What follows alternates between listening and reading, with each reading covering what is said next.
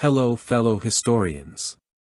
Today we will be looking at if the Swedish Empire existed in the present day. First, let's look at their land at its greatest. Following the Treaty of Roskilde in 1658, Sweden attained its greatest territorial expansion during the reign of Charles X Gustav, 1622–1660. When they owned this land, parts of what is now Norway, Estonia, Latvia, and Finland belonged to this interesting empire. They even owned some of the Holy Roman Empire, which is now mainly Germany. However, this of course, is nothing compared to the IKEA Swedish Empire, which owned over 50% of the world. That bit is satire, he ha, I got you good didn't I? This amount of land would make them the largest European nation, land mass-wise, apart from big boy Russia. However, this is still very impressive, and due to the climate and weather of Northern Europe, if this empire existed today, it would be very difficult to invade by land. Not to even mention the fact that this nation would have lots of access to the sea, so they could become strong economically and can allow them to have a navy. If we know anything about the Vikings, we know that they loved boats.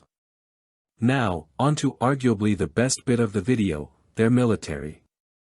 Sweden was a formidable military force and a major player in the struggle for control of the Baltic Sea during the period between 1611 and 1721 when it was a great power in Europe. The Swedish Empire had one of the most effective military forces at the time during this time period, known as Stormaktstiden, Swedish, the Great Power Era, and it controlled a territory that was more than twice the size of its modern borders. This military force demonstrated its effectiveness on numerous occasions at battles like Wallhof, Narva, and Dunne. Gustavus Adolphus, who ascended to the throne in 1611 at the age of 17, formed the Swedish Empire and its contemporary armed power. In 1721, the Swedish Empire had a population of 2.5 million. With my calculations, every person in that year in Sweden would be worth 7.2 people today.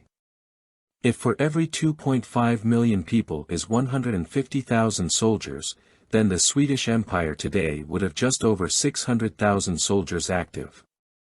Wowzers, that is a lot. If we were to compare the military size to other nations, according to my sources, they would have the 8th largest active personnel in the world, being behind the Iran and being in front of South Korea, Vietnam and Egypt. That would make them have the largest soldier count in all of Europe, unless you count Russia, and they would be recognized as a serious power. Now, finally, on to their economy in allies.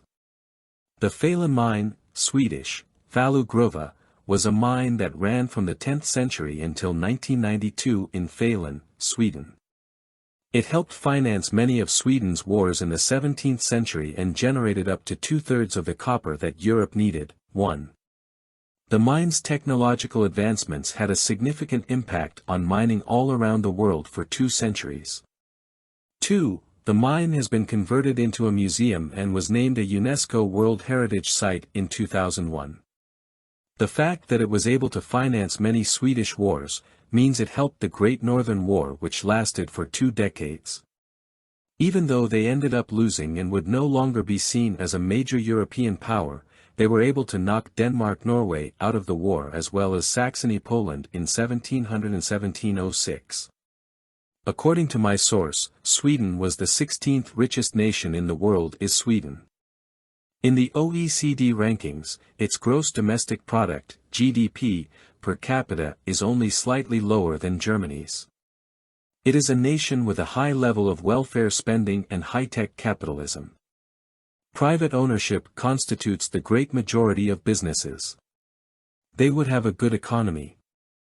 A lot of countries that don't have formal diplomatic connections with each other for a variety of reasons rely on Sweden as their protector because of its non-alignment policy. In North Korea, it now handles consular matters for the US, Canada, and a number of Western European countries. A strong bilateral connection between Sweden and the United States has existed since 1783 and is built on shared principles and common interests. Sweden was one of the first nations to acknowledge American independence. The relationship between Norway and Sweden is quite old. Between 1397 and 1523, they were both a part of the Kalmar Union, and from 1814 to 1905, they were a part of a personal union. Following the breakup of the union, the nations established diplomatic ties in 1905. Finland and Russia have been strong allies with a unique bond since Finland's complete independence from Russia in 1917.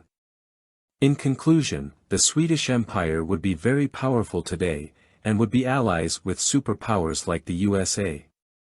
It would also be allies with nations that they border with, therefore, if Sweden would be to get into a war, it could get aid quicker. It would be a key player in the copper industry, therefore, countries would be less willing to go war with Sweden as they could lose trades with them. Thank you for watching and tune in later for future videos. Remember to like and subscribe or the Swedes will get you. I really like hearing the text-to-speech dude saying weird stuff susu, bueno makainsama and amugus and he ha. Anyway, have a good day and hopefully you learned something new today.